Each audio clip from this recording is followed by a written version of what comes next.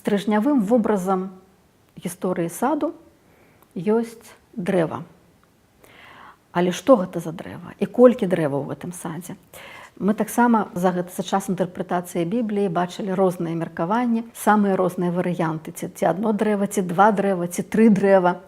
Колькі гэтых дрэваў насамрэч у садзе? Мы спачатку сутыкаемся з дрэвам, калі Бог садзіць яго ў садзе у другім раздзеле 9 вершы, дзе гаворыцца, што і дрэва жыцця пасярод саду, і дрэва веды дабра і зла. Гэтыя радочкі арганізаваныя як ідэальны паралелізм. Веец хахаем беток хаган, веец хадат тов вара. Это значит, дакладна адзін пад адным. Дрэва жыцця пасярод саду, дрэва веды дабра і зла. Дрэва, адно пасярод саду, адно веды дабра і зла. Дрэва жыцця і дрэва веды дапаўняюць адно аднаго ў паралелізме. З гэтага паралелізму можна рабіць выснову, а можна і не рабіць, што гаворка ідзе пра адно дрэва. Апроч гэтага моманту, гэтыя дзве назвы, дрэва жыцця і дрэва веды дабра і зла, больш ніколі не паўтараюцца. Далей гэта будзе забарона есці кладзецца толькі на дрэва веды дабра і зла. Калі змей размаўляе з жанчынаю, жанчына гаворыць пра дрэва пасярод саду, значыць, пра каторыя з іх яна гаворыць, дрэва жыцця пасярод саду, мы тут бачым, і дрэва веды дабра і зла. Пасярод саду тэкстуальна дрэва жыцця, а пад забарону патрапляе дрэва веды дабра і зла. Пра каторае дрэва гаворыць жанчына. А ў канцы гісторыі, калі Бог выганяе чалавека з Эдэну, ён клапоціцца пра дрэва жыцця, каб чалавек не працягнуў рукі сваёй і не взяў плоду з дрэва жыцця і не еў, не пачаў жыць вечна. Значыць, далей паўсюль гаворка ідзе пра розныя дрэвы. Дрэва жыцця добра вядомы, добра распрацаваны вобраз у блізкаўсходніх і іншых сусветных традыцыях. Дрэва веды дабра і зла сустракаецца толькі тут. Натуральнай апазіцыяй жыццю была б смерць, дрэва смерці. Але якім чынам веда звязаная са смерцю? Якім чынам гэтыя паняцці будуць звязаныя адно з адным? Мы ўжо казалі, што веда, паняцце веды, ведання – это тое, што лучыць Бога і чалавека лінгвістычна ў гэтай гісторыі. Боскае веданне лінгвістычна мы бачым у тым, што Бог садзіць дрэва веды.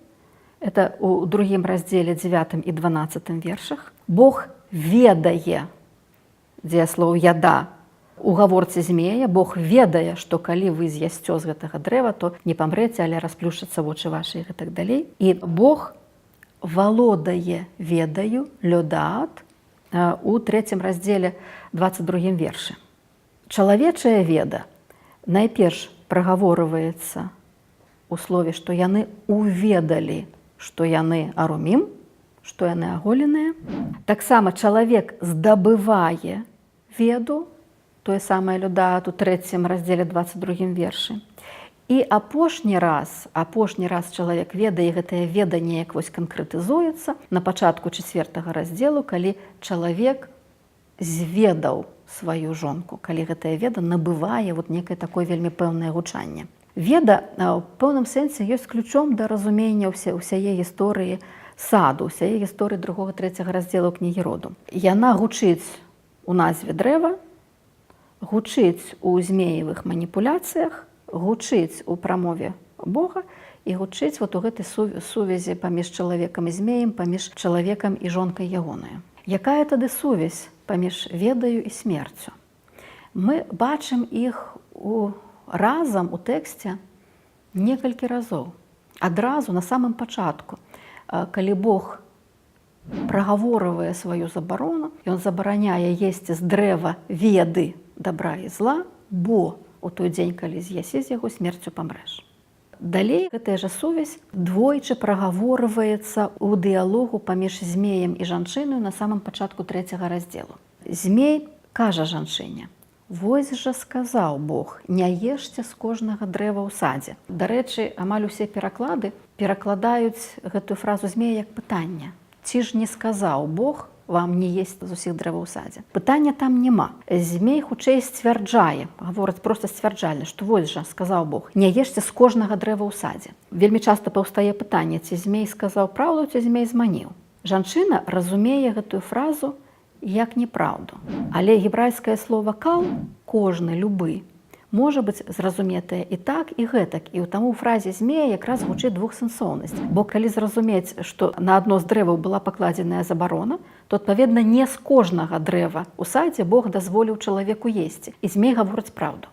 Калі ён гаворыць, што не ешце з кожнага дрэва ў садзе, таму што ёсць адно, з якога не трэба есці. Калі прачытаць гэта, што не ешце з усіх дрэваў у садзе, то на гэта жанчына і пярэчыць. І кажа, не, што з усіх дрэваў нам можна есці.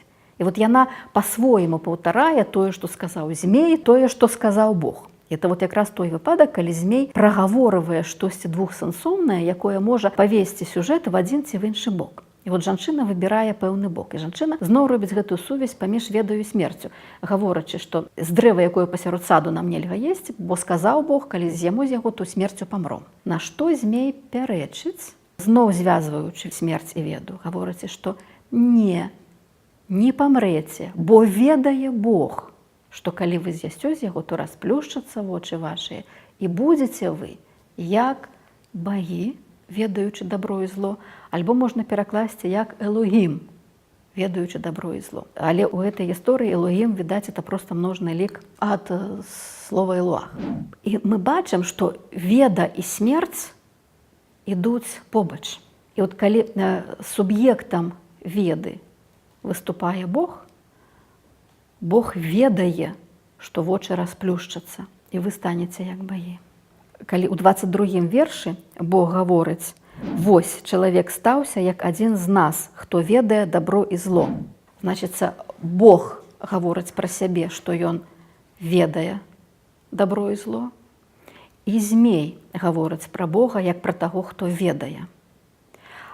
І такім чынам чалавек імкнецца далучыцца да гэтай боскай веды. Там вось у гісторыі, от адразу пасля гаворкі са змеем, калі змей прадстаўляе жанчыне іншую версію магчымага развіцця падзеяў, тэкст гаворыць: «І жанчына убачыла, што дрэва добрае ў ежу, і што яно прывабнае вачам і жаданае дзеля разумення». Важна заўважыць, што жанчына не робіць спантаннага выбару. Яна ўбачыла, яна глядзела на гэтае дрэва, яна кантэмплявала, гэта заняло ў яе нейкі час. Выбар яна робіць свядомы. І калі пра дрэвы, што яны добрыя, прывабныя для вачэй, добрыя ў ежу, было сказана яшчэ раней, тут яна заўважае яшчэ адну характарыстыку дрэва, якое не было ніколі агучанае. Тое, што яно жаданае дзеля разумення. І гэта, відаць, робіцца вырашальным у выбары, які робіць жанчына. І жанчына взяла з гэтага дрэва і ела і дала свайму мужу. І вот зноў гаворка: ці змей зманіў, ці змей сказаў праўду. Змей сказаў, што вочы расплюшчацца. І далей у гісторыі мы бачым, яны з'елі, і вочы ў іх расплюшчыліся. Але яны не ўбачылі дабра і зла, як пра тое, пра што казаў Бог, і пра тое, пра што як бы было само гэтае дрэва. Але яны ўбачылі, што яны арумім. Яны ўбачылі, што яны аголеныя, і яны засароміліся, і ім стала некамфортна.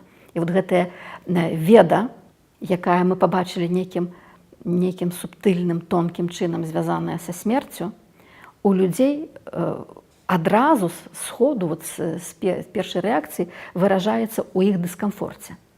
Але гэты дыскамфорт потым развяжацца зноў у 4-м раздзеле з апошнім ужыткам веды, калі уведаў чалавек жонку сваю, і яна зацяжарала і нарадзіла. І вось тут все становіцца на сваё месца. Бог не хацеў, выганяючы чалавека з саду, каб чалавек стаўся несмяротным. Людзі, атрымаўшы веду, якая звязаная са смерцю, пачалі новы цыкль сусветнага існавання, пачалі дзетанараджэння. Чалавек называе сваю жонку Хава маці жывых, маці жывога. Значыць, гэта зноў звязанае з жыццём, а не са смерцю. Але што гэта за жыццё? Гэта не вечнае жыццё, але жыццё, вечнасць якога замяняецца працягам пакаленняў, замяняецца дзетанараджэннем. І таму чалавек, здабываючы веду, здабывае смяротнасць. Чалавек робіцца смяротным. І гэтая смяротнасць адмаўляе яму уваход у боскую несмяротнасць, якая не была забароненая ад самага пачатку. Такім чынам, гэтае дрэва можа быць дрэвам жыцця, можа быць дрэвам смяротнасці, дрэвам веды. І чалавек, калі не было забароны есці з дрэва жыцця, чалавек мог з'есці з дрэва жыцця і стацца несмяротным. Ён гэтага не зрабіў. Але пасля таго, як чалавек пакаштаваў гэтай веды, Бог ставіць яму забарону на ўваход у несмяротнасць. Бог выпраўляе чалавека з саду. Цікава, што ў гэтым эпізодзе жанчына не згадваецца. Гэтаксама, як мужчына не згадваецца ў эпізодзе гаворкі жанчыны са змеем. Ці быў кожны з іх прысутны ў адным з гэтых эпізодаў, мы можам толькі здагадвацца. Жанчына гаворыць пра чалавека, чалавек, які са мною. Калі чалавек скардзіцца Богу, што жанчына, якую ты даў мне, каб была са мною, дала мне гэтае дрэва і я еў, ён таксама дадае, каб была са мною. І гэта таксама перакладчыкі прапускаюць, таму што гэта як бы збытковае згадванне на быць са мною. Дастаткова было бы аднаго гэтага суфікса жанчына мая, ці жонка мая, муж мой. Гэтага было бы дастаткова. Аднак мы бачым гэты жанчына, якую ты даў мне, каб была са мною, муж, які са мною, паўтараецца абодвума з іх. І што дае магчымасць меркаваць, што з аднаго боку это магчыма проста пастаянная такая імпліцытная прысутнасць адно-аднога ў жыцці адно-аднога, з другога боку яно дазваляе іх улучыць у эпізоды там, дзе яны наяўна адсутныя. І калі Бог выганяе чалавека з саду, жанчына ніяк не згадваецца. Ён выганяе яго саду. Тады можна, таксама цягам стагоддзяў задаваліся пытанні, ці была выгнаная жанчына. Хаця, канешне, у еўрапейскім мастацтве мы ўвесь час бачым эту чалавечую пару, якая так прыгнобленая, з апушчанымі галовамі выбіраецца з саду. І людзі выпраўляюцца ў іншае жыццё. Гэта будзе новы свет, это будзе незнаёмы ім свет, это будзе той свет, пра які яны пакуль што нічога не ведаюць, але іхны. Это будзе той свет, які яны будуць ствараць цалкам самі, свет, проста ўваход у які яны сабе гарантавалі сваімі выбарамі ў садзе, але далейшы свет будзе рабіцца не проста іхнымі выбарамі, а толькі іхнымі выбарамі. Гэты свет будзе цалкам залежаць ад іх. Што наперадзе, невядома. Ды папросту нават гэтага наперадзе няма, таму што свет будзе разгортвацца, развівацца па меры таго, як чалавек будзе рабіць свае новыя выбары, як будзе рабіць новыя крокі ў гэтым свеце.